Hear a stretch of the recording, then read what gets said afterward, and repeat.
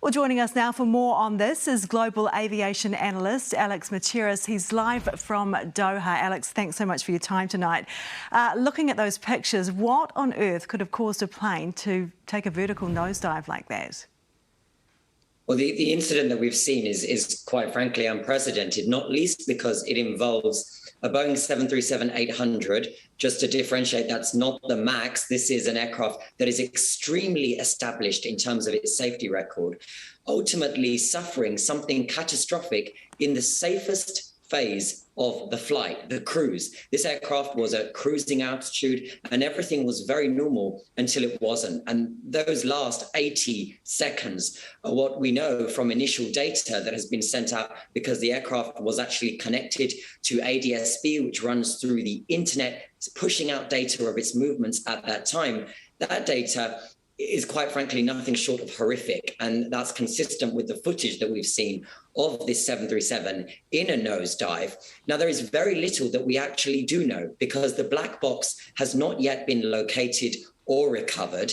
And no other party has come forward to either claim responsibility, perhaps if it was terror related, or the authorities coming forward to perhaps claim if the aircraft was undergoing maintenance, perhaps the night before.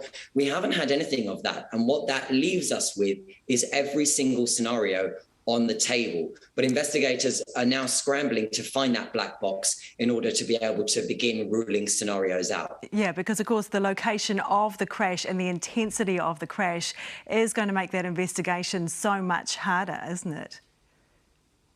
Of course, this was ultimately a crash site that is in a very mountainous area. The aircraft itself came down extremely fast. We're talking losing altitude of around 30,000 feet in just over 60 seconds. It's horrifying. But the nature of and the dynamic of that crash means that actually the crash site itself, there's barely anything left of the aircraft. The aircraft is in tiny, tiny pieces, thousands and thousands of them scattered over a period of hills and mountains with forestry area. And that's, of course, going to make it difficult, along with the fact that this has happened in China, who, of course, are chasing the zero COVID policy, which is bound to slow down the assistance from the outside, notably the US teams who are hoping to position into the area to assist with ultimately getting some answers. So just quickly, in the meantime, while we are waiting for the outcome of that investigation, has there been any reaction around the safety of those 737 aircraft? Well, China Eastern Airlines, that's the airline that was involved in the accident, has a very good safety record, as does all of China, to be honest, in recent years.